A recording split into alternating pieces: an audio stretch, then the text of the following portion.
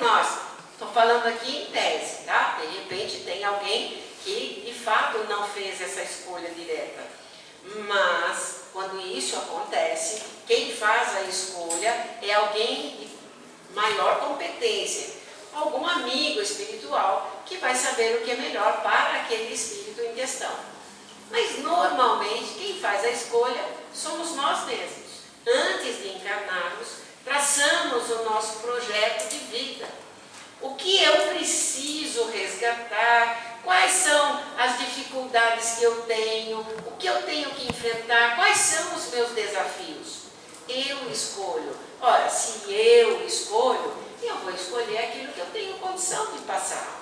Então, aquelas coisas que estão acontecendo são coisas que eu já sabia que ia escolher, que ia acontecer e que eu sabia também que teria condição de passar. Ora, se eu sabia que tinha condição de passar, é porque eu tenho condição de passar, e é exatamente isso que tem que estar firme na minha consciência, para que eu não sofra tanto com as situações difíceis, né? Onde está registrado isso? Lá no Novo Testamento, a gente vê Jesus dizendo em Lucas que o reino de Deus, o reino dos céus, não tem aparência exterior, está dentro da gente. E depois o Kardec também fala isso na questão 621, quando ele está falando das leis morais, dizendo que as leis de Deus estão escritas na consciência, lá dentro de nós. Então não é uma coisa exterior, é uma coisa que está lá dentro. Eu posso resolver com aquilo que eu tenho lá dentro. Por que Jesus disse que nós podíamos ser perfeitos, como perfeito era nosso Pai? Ele nos deu, sede perfeitos, Ele nos deu essa ordem. Porque Ele sabia que nós, como filhos de Deus, temos essa sementinha, que está, vamos dizer assim, em potencial, ela está latente, mas que vai desabrochar e que, de fato, vai chegar a essa perfeição. Quando? Não tem importância quando. Deus não está preocupado com isso. Ele sabe que o filho vai chegar à perfeição. Pode demorar 1 milênio, 2, 5, 20, 50 mil, sabe lá quanto. Mas ele sabe que o objetivo é único e é a perfeição. É a felicidade total. Né?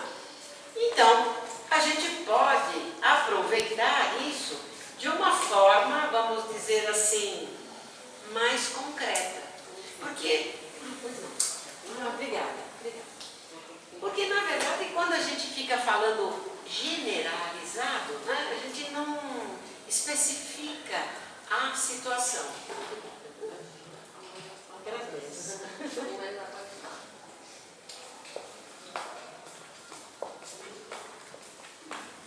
Então, nós vamos buscar lá no livrinho da professora Maria Teresa Maldonado, que são regrinhas da vida em sociedade. Na verdade, a gente mudou de família para a sociedade. Na verdade, no livro ela faz especificamente para a família. Mas dá para ampliar, porque o nosso relacionamento não está só dentro da nossa família, está fora também, dentro do ambiente de trabalho, dentro do ambiente de estudo, né? Fora, quando eu estou, por exemplo, no mercado fazendo compra, sempre eu estou me relacionando. Então, muito interessante, porque nessas 10 regrinhas, ela dá, vamos dizer assim, um tipo de um roteiro, de uma receitinha, para eu ficar atento. Então, qual é a ideia? A ideia é guardar estas regras que não são desconhecidas nossas, mas que a gente faça alguma coisa para que elas aconteçam com mais frequência. A primeira regra diz respeito a ouvir o outro. E a gente não tem disposição para ouvir o outro. E isto é falta de caridade. Quando eu não me disponho a ouvir o outro, eu estou faltando com a caridade. Ou a caridade é a moedinha que eu dou lá para o pobre que está necessitado? Não é, não. Essa caridade caridade da moedinha é importante, mas a caridade de ouvir alguém é muito mais importante. Porque vai requisitar o nosso tempo. Eu vou doar do meu tempo para o outro, para o próximo. Ele vai falar e eu vou ouvir. Eu posso até não falar nada, eu posso não dar opinião, eu posso não dar conselhos, mas eu vou ouvi-lo, e isso é muito importante. Às vezes a gente ajuda uma pessoa e chega até a impedir que ela faça alguma coisa mais insensata, até mesmo às vezes de chegar no suicídio. É muito importante que eu ouça o outro, mas não precisa também imaginar num caso de alguém que está muito necessitado. É importante que eu ouça aquele que está em casa, o filho, o marido, a esposa, quem está falando comigo, né?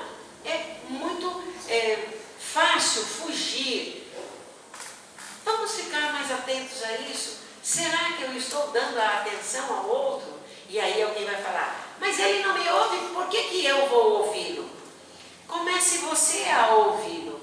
Com certeza, em algum momento, ele ou ela, né, vai também te dar ouvidos e você vai poder também falar e ser ouvido. Quando alguma coisa não está muito boa de um lado, é sinal que não está do outro também. A gente tem que fazer esse começo, né? A gente tem que dar o primeiro passo. Então, aprender a ouvir. A segunda regrinha da professora Teresa é: use gentileza e boas maneiras. Todo mundo ensina filho as palavrinhas mágicas, é ou não é? A gente fala que precisa falar obrigado, que precisa falar boa tarde, desculpe, você esqueceu. Como é que fala mesmo? A gente fala isso para a criança, né? Só que a gente vai perdendo o hábito dentro de casa. Mas é dentro de casa, para que eu vou pedir, por exemplo? Por favor. Vou pedir, me dá um copo d'água. Traz um copo d'água para mim. É tão natural, a gente esquece do por favor. E aquilo que a gente ficou batendo na tecla para a criança aprender, a gente não vivencia. E o que vai acontecer com essa criança? Ela aprende quando ela está com 4, 5, 6, depois ela esquece. Porque na casa dela isso não acontece naturalmente.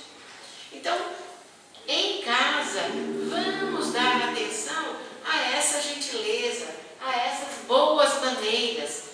Falar um bom dia quando levantamos, nos despedir quando formos embora, dar um tchau, dar um até logo, dar uma boa noite, coisas tão simples. E a gente fala, mas isso vai fazer diferença?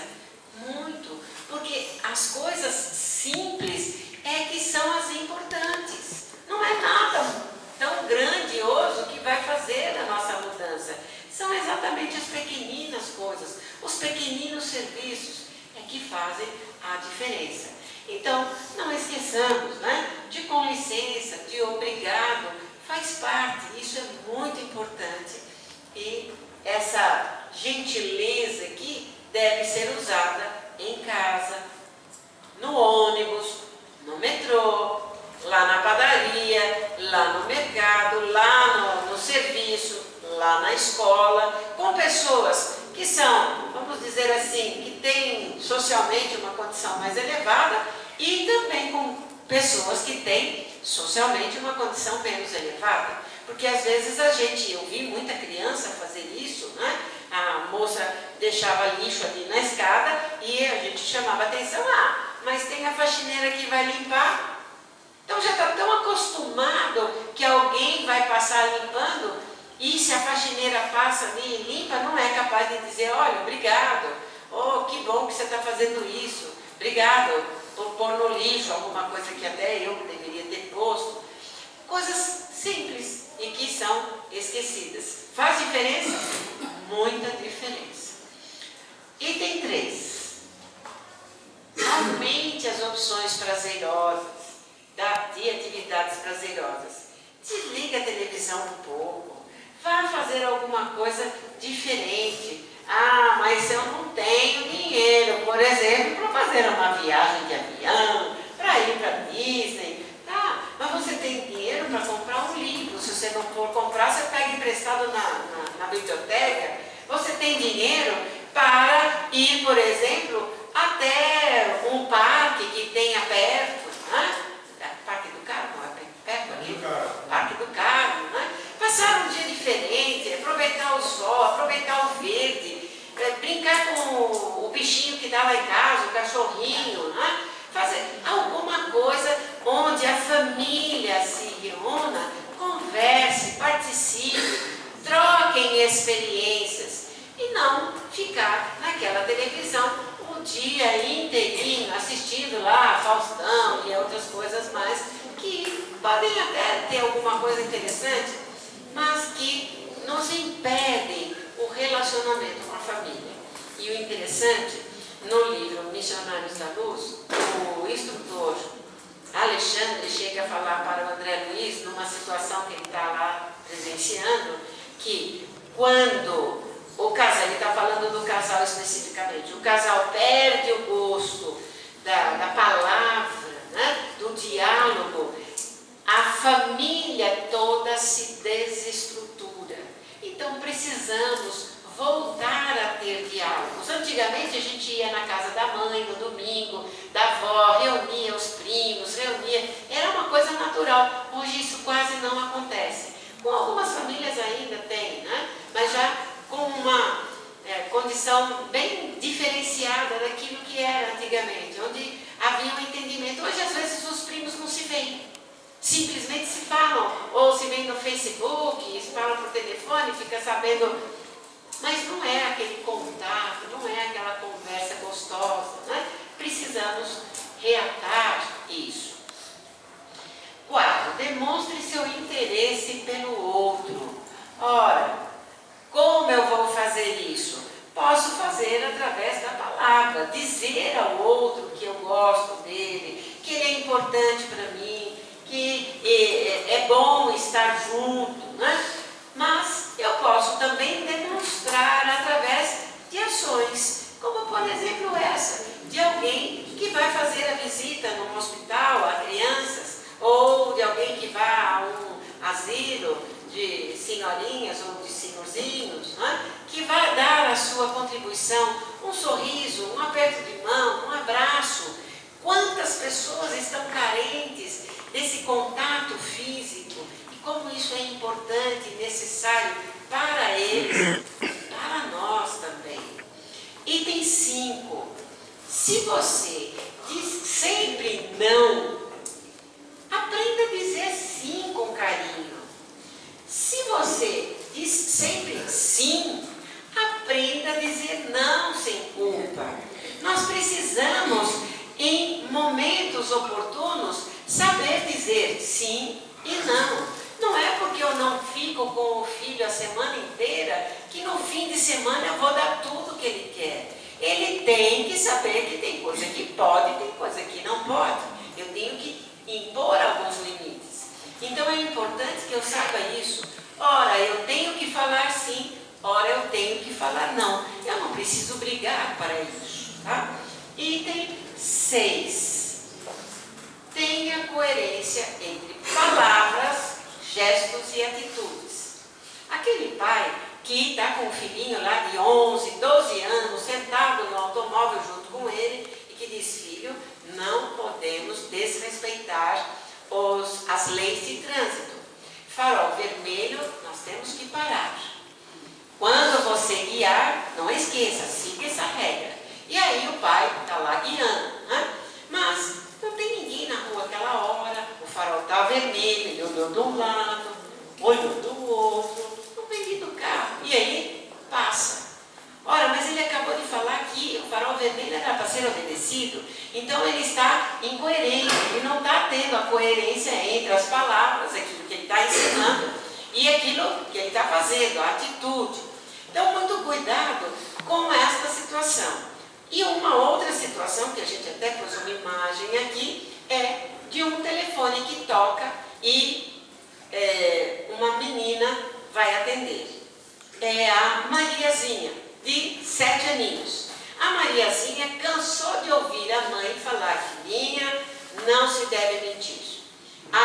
mentira deixa a boca torta. Papai do céu fica muito triste quando a gente mente. E a filhinha está ouvindo tudo isso. Mas aí ela atende o telefone e... Oi, como vai, tia Joana? Você vai bem? E aí a mãe diz assim... Fala que eu não tô. Fala que eu não tô.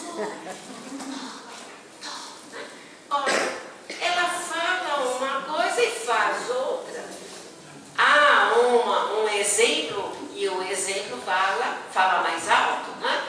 Incoerência entre a atitude e a palavra. Então fiquemos atentos a isso. Se o nosso fazer, se as nossas atitudes estão coerentes com aquilo que a gente sabe que é certo e ensina que é certo. 87. Crie maneiras eficazes de simplificar a vida junto dos seus. Simplificar a vida, coisa que a gente não costuma fazer, não é? A gente gosta de complicar. Mas olha só que interessante, eu achei muito interessante. Você tem um problema? E aí tem duas respostas. Você não tem, e se você não tem com que se preocupar. E se você tem, sim, eu tenho um problema. Você pergunta, posso fazer alguma coisa? Tenho duas respostas. Não posso fazer nada. Então, não se preocupe. Sim, eu posso fazer alguma coisa. Ora, então faça. E também, não se preocupe. Não fica simples? Né? Falando assim, parece mesmo meio brincadeira. A gente sabe que, na verdade, não é tão simples assim. Mas procuremos enfrentar essa situação. Lembrando aqui de uma historinha que o irmão X conta, do Belarmino Bicas, que chegou lá no plano espiritual 20 anos antes do tempo. Quando ele chegou lá, o amigo espiritual dele falou: Belarmino, o que você está fazendo aqui, meu filho? Olha, era para vir daqui 20 anos. Ele falou: como assim? Eu tive lá um piripaque e... Bum, acabou, morri, estou aqui. Ele falou: então, não era para você estar. Analise o que aconteceu. E ele vai analisar, e ele vê que, na verdade, ele acabou desencarnando mais cedo por causa do mau humor dele, da chatice dele, né? Daquelas aflições, daquelas ansiedades, né? De coisas que nem aconteceram, mas ele ficava ansioso e reclamava muito. E com isso, ele foi afogando. Teve uma hora que ele, partiu realmente. E quando ele percebe isso, ele vai lá falar com o irmão X e diz: eu sei que você é um repórter do além, você não quer mandar um recadinho lá para o pessoal, não? E aí, lá no livro Cartas e Crônicas, a gente vai encontrar essa historinha do Belarmino Bicas, que o nosso irmão X escreve a pedido dele. Porque não conseguiu simplificar, complicou a vida. E complicou muito, porque desencarnou 20 anos antes do tempo. Item 8. Aprenda a tolerar frustrações. E aqui a gente pôs a imagem de um time de futebol que perdeu, tadinhos, né? E aí?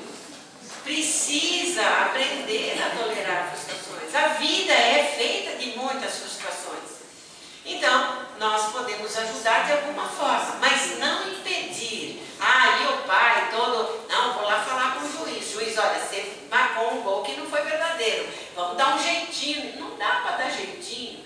Vamos falar: filho, você perdeu hoje, mas tudo bem, amanhã tem outro jogo, você ganha, vocês vão ganhar no próximo. E assim vai, né? Faz parte da vida enfrentar as frustrações. Precisamos aprender a enfrentá-las. Item 9.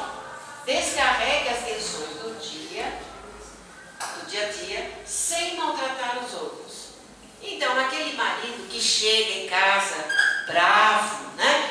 Nem fala comigo hoje. Eu tive um dia péssimo. Olha, boba. E já vai agredindo todo mundo. Ou a esposa, que também pode estar trabalhando e chega na mão fora. Ixi, hoje eu briguei com a chefe. Olha, ninguém fala comigo, não quero saber. E vai. Não. Você teve um dia ruim? Chega e avisa. Olha, e fala: hoje foi um dia ruim. Vocês vão me desculpar. Eu nem vou ficar por aqui. Eu vou lá para cima. Ou, se for no sobrado, né? Ou vou tomar um banho, eu vou relaxar um pouco, mais tarde eu venho, um pouquinho mais tranquila, né? Então,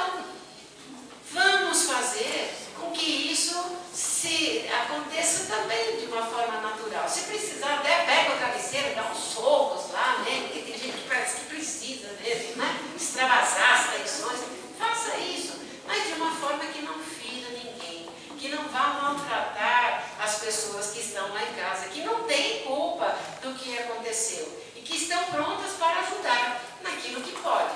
Mas se o marido chega já bravo desse jeito, é claro que a mulher também não vai falar, tá bom, querido, eu vou levar para você lá um suquinho, não. Mas se ele chega e fala com ela, olha, hoje, mulher, a coisa foi feia, vou tomar um banho. Aí, com certeza ela vai falar, então vai, daqui a pouco eu subo com um suquinho para você, daqui a pouco eu faço um cafunézinho. Isso vai ser muito mais fácil de trabalhar. E, finalmente, o item 10 das regrinhas da professora Teresa, que fala que o amor precisa ser constantemente criado e bem cuidado ao longo da vida. É como aquela plantinha. Não dá para largar lá, pôr no vaso e deixar acontecer. Eu tenho que ter um momento de molhar, de pôr no sol, de tirar do sol exagerado, né? De tirar do vento quando o vento for muito forte. Enfim, há necessidade de cuidar.